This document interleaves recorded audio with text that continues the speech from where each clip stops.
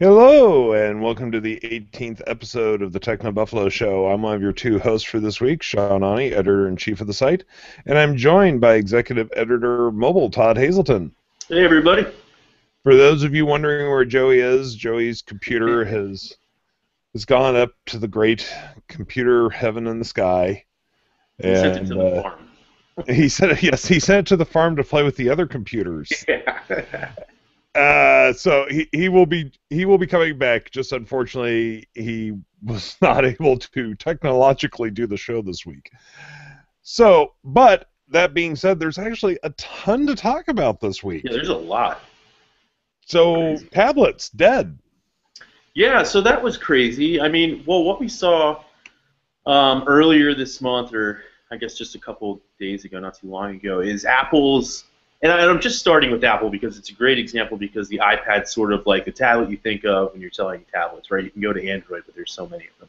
So tablet sales are down from Apple. iPad sales were down again, and it's this big chunk, and you're starting to wonder, like, why are they down? And I wrote a little bit on it in an article saying, is it time for Samsung and Apple to start worrying about not only that, but the smartphone market? But there's this question I have is how often do you have to upgrade your tablet, right? And is that why sales are down? And a couple other reports I saw too were asking the same question. So if I have, like right now, I have the iPad Mini with Retina display. There's no reason, aside from gadget lust, that I'm going to buy a new one with Touch ID this year, right? Like probably not because I don't need to. And so you have to look then at the tablet saturation point, and at what point do people need to upgrade, and are there enough innovations being made in the tablet space to force people to want to upgrade?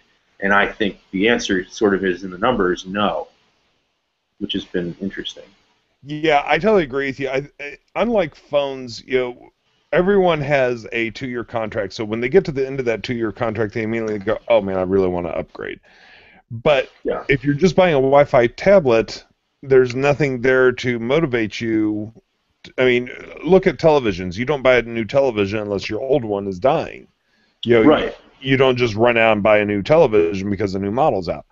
And that's probably going to be the same thing with tablets. We had this initial boom, and now it's going to slow down as we wait for people to need to upgrade.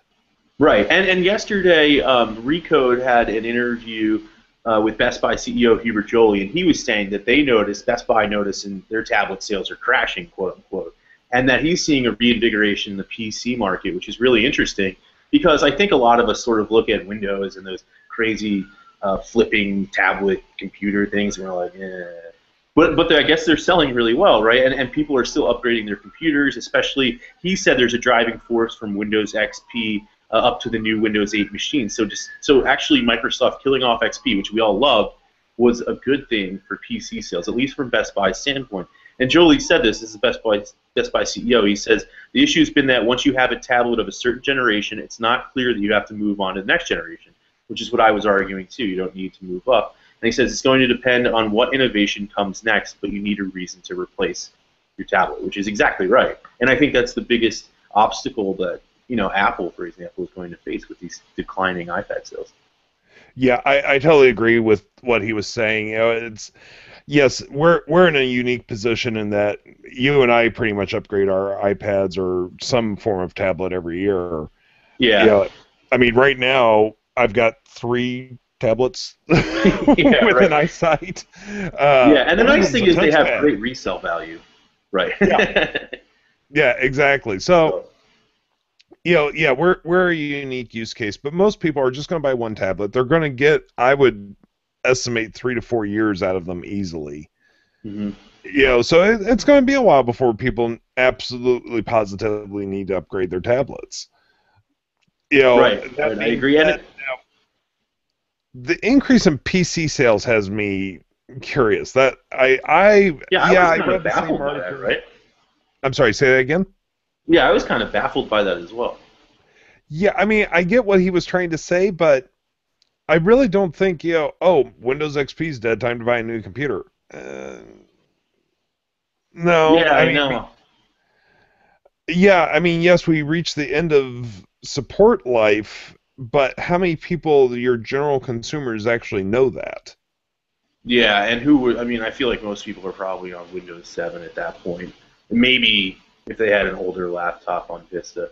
But I think it is kind of cool that, and Intel had been promising this for a long time, that these PC prices really are dropping, and I think they're still kind of pretty decent quality. I mean, for 300, 400 bucks, you can get an okay laptop, right? I mean, and you're not spending a boatload of money.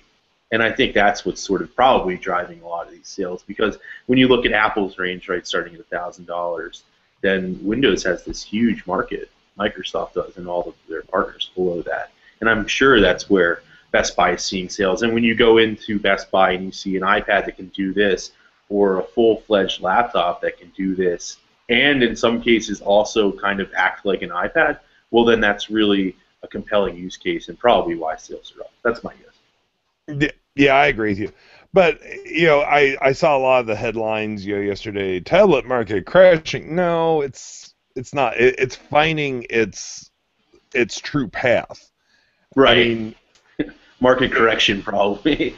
Yeah, exactly. They were super popular, and now everybody has them, and now you have to sort of gauge like where you sit now in this middle ground. That's always been one of my biggest problems. Like when I had my comic book store, I always knew there was a saturation point. There was a point where I could not grow anymore because there are only so many people that are interested in what I had to sell. Right. It's the same with every other market, and so I always laugh when, Walmart only had 1.2% growth this quarter. They're everywhere. Where else can they go? Yeah, right. Yeah, it's true. And I think that's why, great topic, though. We saw what was their new coupon saving something that they introduced yesterday. Like, you start having to do price matching things and other ways to promote growth. And you can't really necessarily just change products. Yeah, so with tablets, it's going to be a situation where we are going to see a replacement cycle, but it probably hasn't started yet. I mean, iPad 1s are still running. Right. And my mom still has it, I think, in a second generation. Yeah, I mean, all the Android tablet, well, the majority of Android tablets, I'm sure there's some that have, some of those ones you picked up for $50, on Black Friday from a company you've never heard of, or probably probably wouldn't buy this. But in general, yeah. Go ahead. That kind of brings up something that we also saw a report recently, and I don't know how true this is, but a Harvard student was doing research and then found that the searches for iPhone slow spike every year around the time a new iPhone comes out. And I think it's not a conspiracy. I think it's simply just that, maybe the new software is there, or they're seeing their friend's iPhone that seems super fast and it's brand new, and that's why theirs seems slow. But the article raises the question, is there a conspiracy that these are built to slow down?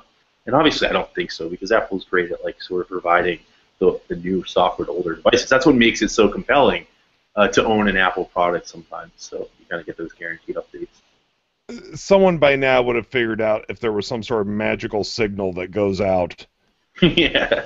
or if it was somewhere hidden in the code. No, I don't think Apple is building iPhones to slow down, because it's not. No. Yeah. I have a laundry list of reasons why this is not happening. Yeah. If it was true and it was ever found out, it would be the end of Apple. Oh yeah, that'd be terrible. I don't think they would be sued into oblivion. Yeah. And I just no. We've never heard of Apple doing it on any other product. It's just it's gadget lust. It's people. Oh wow, I saw my friend's new. Like you were just saying, I saw my friend's new iPhone. It was so much faster. Yeah. That's all it is. It's no. It's just nice try though. Yeah. Thumbs up. It was interesting research, right? Because it did show that there were spikes in that search every time around a new iPhone launch. So I think that's sort of just the takeaway here. Now, something we mentioned briefly about the off-brand phones. You wrote an article this week about, and you've already referenced it a little bit about Samsung and Apple. Do they need to be worried? And there is this growing upswell of these smaller companies from China, like, well, I say smaller, but they're not all that smaller. Huawei, Lenovo, Yeah, all of a Huawei, sudden, Lenovo, and Xiaomi, XIAOMI, Xiaomi. They're also coming up now too. Another report. So the first report you're referencing was from IDC earlier this week. It said uh, Samsung and Apple both lost market share to Lenovo and Huawei, which are jumping up the ranks. Two big Chinese vendors, and then LG was in fifth place there. But another report today that came out from Strategy Analytics actually put Xiaomi at the bottom there, replacing LG, and had them growing from, I don't know, 1 point something percent market share last year to 5 point something percent market share this year, and like 15.1 million phones sold, and sort of just like rocketing up there. And then you have to look at other companies. I think OnePlus One's probably not, or the OnePlus company is probably not too much of a danger right now because they're not really shipping their handsets to everybody. But yeah, there you go. You need a code to get it, right? But I think that's sort of the idea here, and what Xiaomi's sort of market model is, and Huawei too, is these sort of higher end handsets at lower end prices that really don't break the bank. And I know in the United States these aren't going to be household names, particularly unless you're shopping sort of on a prepaid carrier or something. But they are, I think, going to be, especially if these models continue. And I think Apple and Samsung do need to be worried in some respects because their market share was dropping at a pace that cannot be sustained. So they need to adjust in some way. And I think that's why we're going to see Apple introduce the 5.5-inch iPhone this year. Obviously, a form factor that's praised in Asia a lot and very popular there. And there's rumors that Samsung's sort of rushing the Galaxy Note 4 out at the same time. But I think eventually price is going to be a concern, especially an off-contract price is affordable. we just got an interesting comment from a listener from Brezen Franco. Galaxy Tab 10.1 OG owner have been trying to replace it for the last 2 years. Not even Cyanogen mod made it snappier. But see, there's a great point. You've tried different things, but you have not actually gone out and replaced it. Mm. And if you're actually having problems with it, that to me is even more interesting. You're having problems. And I understand, finances and all that sort of stuff. But there's a use case right there. Yeah, he's having problems with it, but not so much that he's actually gone out and purchased a new one. Right. Which is exactly sort of Best Buy's things. Like you already own a tablet, but you haven't necessarily gone out and replaced it. And the Galaxy Tab 10.1's already several years old now, right? So yeah. So that upgrade length time or whatever is already longer than it would be for a phone, which is 2 years, sort of standard in the United States. I know. Yeah, exactly. But yeah, speaking of OnePlus One, I did bite the bullet. I was able to get an invite. And I went for the 64 gigabyte version. Nice. I'm rocking the G3 these days. I really love this phone. Not entirely because of the greater size. I really love the textured back. How's the camera on that, by the way?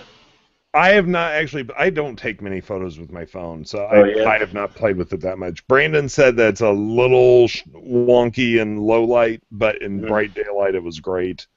Cool. So yeah, it just varies on lighting condition. But I tried a bunch of different phones when I was out in Irvine last week, and I was really, really happy with the OnePlus. So, but I agree, until they get out of this whole invite thing. Yeah, I mean, they're sort of constricting themselves in that regard, right? Like they have this great product, everybody loves it, but they can't. I guess they can't make enough of them right now. Otherwise, they would have the orders open, right? Yeah, but for $350 for 64 gigabyte phone. Yeah. Yeah, kind of a no-brainer. Sign any contracts? Yeah. Yeah, absolute insanity. Let me roll through. We've got a ton of questions here coming in, so let me get into some of them related to tablets from Sachin Bahal. Do you think we will see a Nexus 7 2014 edition? Boy, I don't know. Hope so, right? But I don't know if it's going to be Nexus 7. Most rumors are saying, 8 or 9 inches this year. Yeah. I mean, I've got a Nexus 7 2013, and which I love. It's a great tablet. But crack the screen on mine. I don't know what's happening. We still haven't heard anything about Nexus 6. I mean, we start hearing little rumors here and there. We've heard rumors of a new Nexus tablet, be it 8, 9 inches, whatever it may be. Mhm. I don't know what's going to happen with the Nexus line. I don't know either. I'd like to see it continue, especially, I mean, if we're Android L coming out, maybe we'll get something new with that. But from what I've seen, I mean, I haven't put it on my Nexus 7 again. I practice for next Sally, but Android L on the Nexus 5 has been great. So I don't know that new hardware is necessarily needed, but Google has said that new Nexus hardware is coming. So. I'm sorry, I'm just reading the email that you sent while we've been sitting here. Look, I can do it with no hands. Yeah, I glanced over. I was like, "How is he emailing me while we're on the show?" That was impressive. King of multitasking. uh, from Breslin Franco, no, I'm sorry, we do not have any extra OnePlus invites right now. We wish. We wish. Todd. We have one that we have a giveaway. Yeah, we do have the giveaway running, so you can go register for that, and that is for a 64 gigabyte version. I'm just, for once, I have touched a phone before Todd. Yeah, that's right. I have not played with the OnePlus yet. Yeah, so, woo! Crossing that off the bucket list. One up me. Yeah, that's right. Todd Dafoe. Oh, good grief. No, I haven't played it. Let's see. Hey guys, I would like a 1+1. Do you know how you get invited? Yes, and that's from Javier Perez. Just go to their site and sign up, and at some point they might send you an invite. Yeah. Otherwise, try to find somebody who owns one because they get an invite, right? You buy one, you get an invite. Well, we asked the company for an extra invite because they're like, our editor-in-chief really wants to buy one, so they just sent me one extra invite. But so I didn't have any invites to give out. Otherwise, I would have given them out to some kind soul. But yeah, but we are giving one away on the site, so yes, go and register. I believe there's almost a whole nother week left. So yeah, I think I'm not positive. My brain is fried after last week in Irvine. So I don't know what day of the week it is. Yeah, we should talk about Comic-Con now. Oh, you can explain that to me. I still don't understand the idea of Comic-Con. I'm more of I've only been to the tech trade shows like CTIA and CES and those. Okay, well, Comic-Con is not a trade show, so it's open to the public. Mm-hmm. I think now attendance is up around 150,000 for the 4 days. Wow. And it was really interesting because when I went back in the 90s, it was, there were comic dealers everywhere, and there was a charity auction of comic artists up on a stage, doing artwork right in front of you, and then you could bid on it, later in the show. Cool. And now this year I go, and I could probably list all the comic dealers I saw because there was only maybe 12. Wow. So now it seems like it was really focused around movies a lot this year, and then I know there was some gaming in there, right? Actually, the gaming section was off on the far right wall, and it was the hardest section of the show floor to walk through. Wow. There were so many people over there. And so now, Warner Brothers had a huge booth. Marvel had a giant booth, which was focused far more on their movies than their comics. Mm-hmm. Then you had the CW had a booth, ABC, The Walking Dead had its own booth, as opposed to an AMC altogether booth. And then you had the toy companies like Hasbro, which makes all the Star Wars toys and all that. They had a gigantic booth. Hot Wheels had a huge booth. So it's a lot more just general pop culture now. Mm-hmm. And what's really interesting is that it is spilled out of the convention center. And I went over to one press event that was over in the parking lot of Petco Park, the home of the San Diego Padres. Yeah. There's another street called the Gas Lamp District, which pretty much every building on that street was doing something. The Hard Rock Cafe or Hard Rock Hotel had the Samsung Galaxy event with the premiere of the trailer for Hunger Games Mockingjay, Mm-hmm. it was everywhere. It has taken over the entire city. And so, yeah, it's not so much about comics anymore. It's just kind of a general pop culture thing. Gotcha. Now, Cool. in comics, though, it was interesting because, I mean, I've seen a lot of these books before, but like I saw Marvel Comics #1. I haven't seen one of those in years. I saw some Action Comics #1, which are the first appearance of Superman. I saw Detective 27, a couple Batman #1s. Detective 27 being the first appearance of Batman. Wow. Where do they have them in like glass Well, yeah, they have them. boxes? Most people now take the really expensive books and send them through a company called CGC. And what CGC does is they rate it and then they put it in a sonically sealed slab of lucite, and Wow. it's given a number grade Mm-hmm. from on a scale of 10. So now when you walk up and you see a CGC rated book, and it says 9.5, it's been rated by CGC, and you know that it's a seal of quality. Wow. What's that So run you? yeah, so well, no, how much it costs to get this done is ridiculous. It's based on how much you feel the book is worth, and they take like 3% of that book value. Wow. So if you're sending in a $10,000 book, it's going to cost you $300 to get it slabbed. Wow. Yeah, exactly.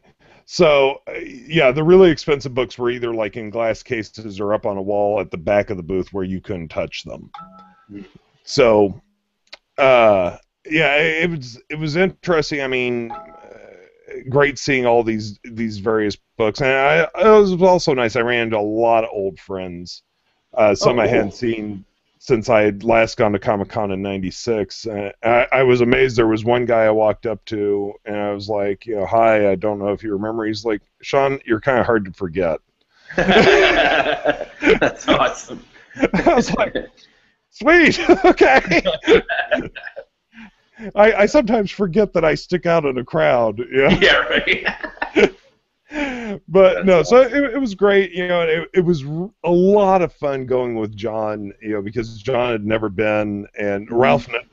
Took Ralph with us, and Ralph knows nothing about the comic book industry, and so it was really fun watching their reactions Yeah. to I would everything. be lost.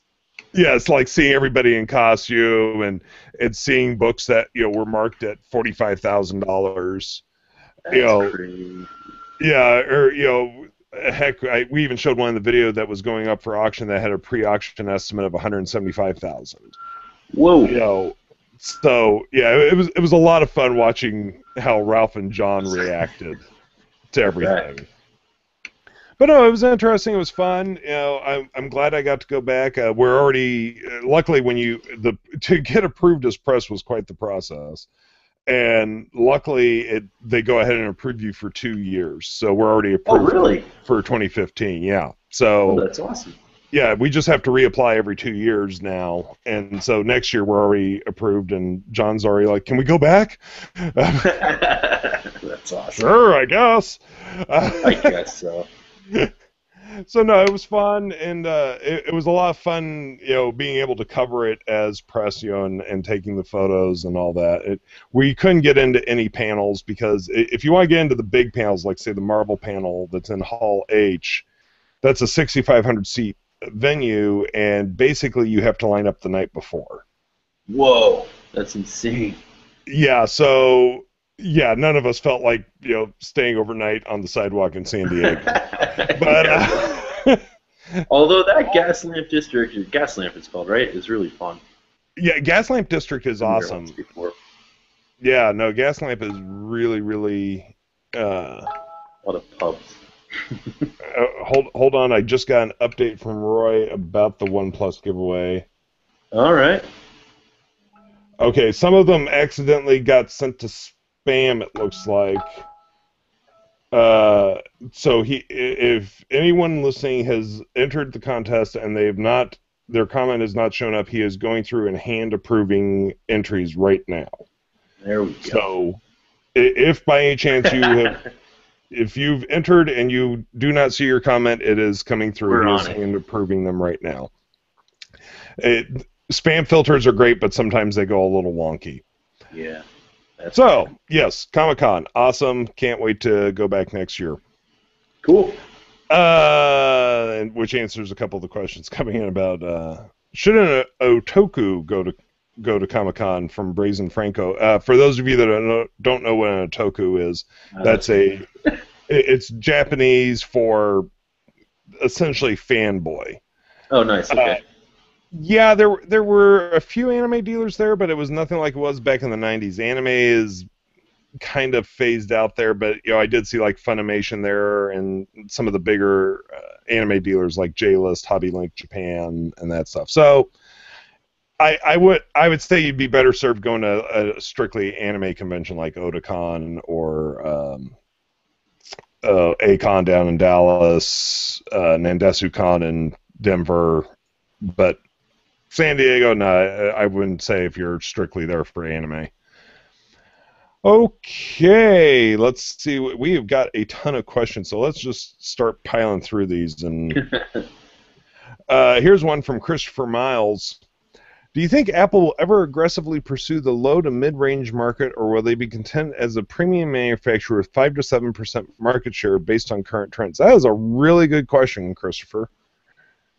Go for it. I'm confused with the 5 to 7% market share. Seems awesome. I think he's talking about the. I believe they only have like 5 to 7% of the PC market. Oh, okay. Okay. If we're going for PCs, no. I think Apple is going to try to remain a premium manufacturer. We sort of see. The most they're willing to do is drop the high-end MacBook Pro recently, MacBook Pro with Retina by $100, and they dropped the MacBook Air by $100.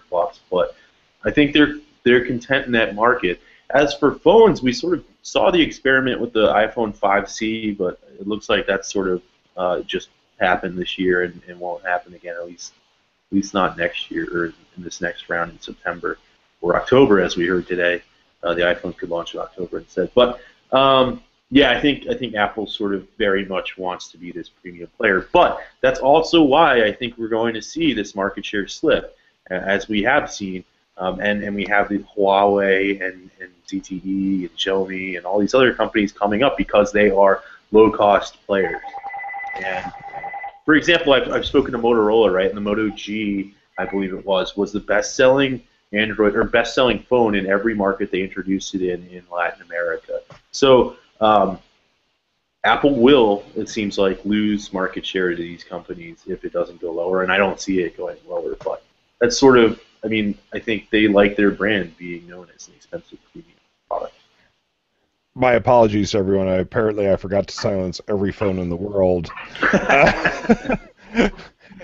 So my apologies for the text messages and actual phone calls coming through. No, I agree. I think Apple's very happy with where they are. And you look at their war chest, and why rock the boat? Yeah. It seems like it hasn't. They haven't really done that low end ever before. And to be frank, you're really okay buying a refurbished laptop that's a couple years old too from Apple. I'm still on a 2012 MacBook Air, the entry level one, and I'm running Yosemite perfectly fine these days. I have issues with my trackpad now, but and that's a 2-year-old laptop that's running pretty solid. So yeah, that is their low end, right? For Apple, it's just an older product. Pretty much. Here's a question from Sachin Bahal. What do you think of the pricing for the PlayStation Now beta? Todd, you and I were discussing this right before we jumped on the show, and yeah, that was. Joey had some comments this morning about, wait, what? Yeah, we'll go over them real quick. I brought up Joey's post for people who aren't familiar with the PlayStation Now beta that was announced this morning. You can, it's sort of like you could rent a game almost, right? For, let's see, Darksiders, for example, was $2.99 for 4 hours of play, which seems silly. You can double that for 7 days, so 7 days is $5.99. And then 30 days is $7.99, and 90 days is $14.99. Now, I don't know. The sweet spot there for me looks like 30 days. So wait, is that per game? I mean, yeah, this says just Darksiders up, but I don't know. I mean, this is Mm. Joey's market. I'm just reading his post to understand. Right. No, I get it now. Yeah, that is per game. That's right. They said it was going to be. Oh, ouch. Yeah, and actually, Joey brought up a great point here too. If you have a PlayStation 3, you can get the full version of Darksiders for just $4, which is cheaper than 7 days. Yeah. um, and then I'll, Joey also mentioned that a whole batch of games will come starting at $1.99 soon too. So there's some other stuff. I don't know. That uh, pricing seems weird to me. Joey's listening. He just confirmed per game. Per game, yeah. Thanks, Joey. Thanks, Joey. We're learning right now. Yeah, that is wow. Yeah, I mean, I feel like it's like Joey might disagree with me, but for somebody like me, where I'm kind of like, I don't know if I want to play this game. Maybe I'll just try it, or like I don't feel like I have a lot of time to game these days, so I'm not going to go out and spend $60 on a game, but I want to see sort of what everybody's talking about. Then maybe I would pay, $4, $5 just to play it for a couple hours, and then whatever, sort of like renting a movie, right? But I think for like serious gamers, it doesn't really make any sense. yeah. I don't know. I don't think this is going to be quite the savior of pocketbooks like some people thought it was going to be, but it's interesting. Yeah. I'm sure there will be some shakeout as it develops. I mean, true, this is currently beta. Right. You know, Figure out what works. yeah, but no, it's an interesting concept. We'll just have to see where they go I with thought the it. EA one for Xbox One was really cool, though, right? Right, and actually, we have a question about that from Christopher Miles. What do you think of Sony's decision to not carry EA's subscription service? Do you think PlayStation now can make up for it, as it will have a larger selection of games? I Yeah, thought I EA's think. pricing was a lot more compelling than Xbox. Yeah, it was, but and hold on. We'll get Joey to chime Joey in. saying, why don't people just go out and buy used games instead of using PlayStation Now? He does have somewhat of a computer, folks. He just doesn't have a camera. That was the problem. Uh, I think EA subscription service is interesting, especially what was it, $30 for Yeah, a $30 year? a year. That could be interesting. Because that's half the price of a brand new game, and you're going to get access to several games. So, in theory, it could save you some money. As for Sony not going with it, I can see why. I mean, they've got the PlayStation service that they give you a couple free games a month, for $60 a year. I can see why Sony wasn't as interested. But that being said, I'm going to look at EA a little bit closer. It intrigues me. It intrigues me too because I wouldn't go out and buy like FIFA, for example, because I'm just unlike you, Sean, and Brandon. I'm not a huge soccer fan or football fan. However, I would probably play it with this because then I'd be like, oh, what's everybody raving about? Sort of like in the video game because it seems like everybody I know plays FIFA and loves it. So then I would, certainly I'd just boot it up and be like, oh, all right, it's pretty fun or whatever. Maybe it's not for me. I already own Madden though. So. Yeah, exactly. Uh, from Besos Mako, Sean, what's behind the white sheet? Wouldn't you like to know? Uh, All his bodies from Comic-Con. it's just some unorganized shelves that I just don't feel Sure. anyone needs to bother looking at. Also from Bresnan Franco, do you think iOS 8 will be the last 4S last major update? Yeah, probably. Probably. Unless Apple moves forward with something like Google's been doing with Android 4.4 and sort of making it really low power. But I don't think so. If Apple's trends sort of stay up, I would guess this is the last one. Yeah. No, but yeah, I think Five, the yeah. 4S is about done here with iOS 8. Very interesting question from Christopher Miles in relation to the tablets. Do you think any Android manufacturer could ever achieve Apple levels of mass market appeal by means other than heavy advertising? Yeah, I think I think OnePlus One and even Xiaomi is a great example of this because neither, I don't think, are using heavy advertising. Like you don't see commercials for either phone, but instead it's sort of passed around enthusiast circles in the Android community, and that's what's making them so compelling and why smartphone enthusiasts have heard of them. So I think, I mean, they're going to get market appeal. I don't know about mass market, right? Like my mom's never going to be like, Todd, should I buy this OnePlus One? She never heard of it, and I don't think she ever would because she's not going to stumble upon an Android forum or something like that. But it's never. I mean, never say never, right? Like some of these brands can come out of nowhere. They're just doing what they're doing. I think at some point they could. I think there's a lot of things they need to look at. I don't think it's just with heavy advertising. This is going to sound incredibly silly. I think some of it is really poor naming.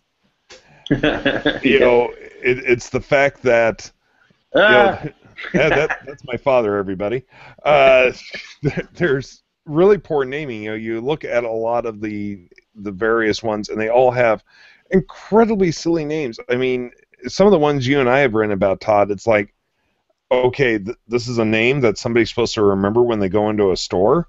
Yeah, especially when you look at like Acer and Todd, we've lost your audio, Todd. Testing. There, you're back. Okay. So yes, you were saying like Acer. Yeah, Acer's got some weird names, I'm pretty sure, and I think Lenovo's sometimes come in pretty weird names. But yeah, I mean, it's one thing because it's not snappy. People aren't going to be like, oh, I need that, right? Like, here, I'm just bringing up Lenovo, for example. They have the A series, the Lenovo A859. Like, I write about phones for a living, and I don't know the difference between the A859 and A526, A680, A269i. Like that, come on. I mean, obviously the processors are changing in there and the screen sizes probably, but that's one way you're not going to get mass market appeal.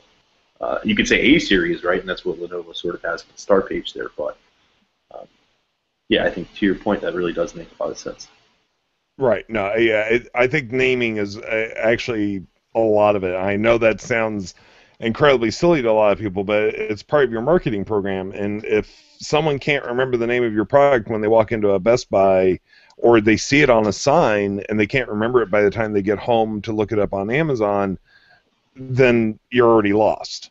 Yeah, and I should correct myself slightly. Like Lenovo is a bad example on the naming because their market share is growing and they are a very attractive vendor in parts of the world. But I'm just saying, to your point, versus I'd say like an iPhone or a Galaxy S5, an A859 isn't a model number that everybody's going to think about it. So.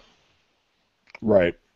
Well, let me see what else we've got here in the questions. Oh, well, you have one from Joey Davidson. How much pressure should Apple currently feel from the likes of HTC, Samsung, LG, etc.? Well, HTC is not even in the top 5 right now, so I wouldn't say real pressure from them. Samsung also losing market share, but I'd say it's the largest competitor. LG remained flat in the quarter, so really I wouldn't say pressure from any of them. It's pressure from Lenovo, Huawei, Xiaomi, and these other ZTE, Coolpad in China, these other brands that are sort of coming from the bottom and seeping in and grabbing market share. I mean, each of those guys gained like 4% market share this quarter and slowly chewed away at both Apple and Samsung. So while they're the biggest competitors, they do have to worry about these other brands. And Samsung's still a major player in China, but obviously, I think consumers are starting to see from these other companies that a high-quality handset at a lower price is really, it's possible, and they're attracted to it. But I don't know what these firms are making in terms of margins off these phones either. Like OnePlus One can hardly get them out the door. And my guess is, and I think they said, right, they're not making any money off this phone, so I don't know. Yeah, but I think... How long can they last? Yeah, but you look at the price that a lot of these companies charge, and I mean, hey, I've been in business. I understand everyone has to make a profit. Mm-hmm. But, you look at the war chests that, Apple and Samsung have, and you just have to go, Do you really have to be charging that much? And what could they do to the Yeah. market if they did lower their prices a little bit? I guess they could do a lot, but investors they want to see those huge profit margins, and they want to see Apple Yeah, with all that cash that they have. That's like the Beats acquisition was nothing. It was like pennies for Apple, a drop in the bucket, because they have so much cash and so much cash coming in, and largely because they have these huge profit margins that are doing really well for Apple. So, and versus these low cost manufacturers that are maybe selling phones and gaining market share but not making any money. So again, maybe Apple and Samsung don't have to worry that much, because how long can these companies possibly keep doing this? right, right. Well, I don't know. I think that at some point they'll feel pressure. I'm actually wondering though if we aren't going to have more of a fight for third going on for a while before we move up to a fight for second and first. Yeah, I think that's where it's coming right now. I mean, if you look at, let me just bring up the figures real quick.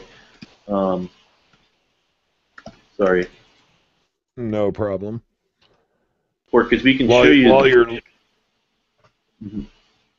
I have it Well, right while you're here. looking that up, I'll take this next question here. Do you think Android has reached its zenith with a reported 85% market share of the most recent quarter, or can it continue to rise? Doesn't have a whole lot of room left to rise unless they completely kill Apple. Mhm. So I think probably you're looking at the zenith of Android's popularity, which is, hey, anyone that has 85% market share should be thrilled. Yeah, it's pretty solid. It really depends on where Android moves from Yeah, here. But okay, so here are the latest figures. In the second quarter of this year, Samsung had a 25.2% market share. Apple followed behind that with 11.9%. And sort of right on its heels, if you look at growth here, is Huawei at 6.9%. And that's up from 4.3% in the year ago quarter. Behind Huawei, you have Lenovo at 5.4%, and then LG at 4.9%. But LG is sort of, Strategy Analytics said today, they had Xiaomi as the top five in the world. So it looks like it's a battle between the two. And then others at 45.8%. And that's where HTC and all these other companies are falling in. But you have to, I mean, look at Apple fell from 13% to 11.9%, and Samsung fell from 32.3% to 25.2%. So those are big chunks. yeah. Here's an interesting question from the Mosh91. What do you guys think of the OnePlus One customer service and defective phones? I think it's really the growing pains of a brand new company. And from what I've heard, and I haven't dealt with their customer service, but from what I've heard, they're trying very hard to make sure that every customer is satisfied. Right. And so, yeah, it's very much a company that jumped in head first and didn't have everything planned out. I think that's fairly obvious. Right.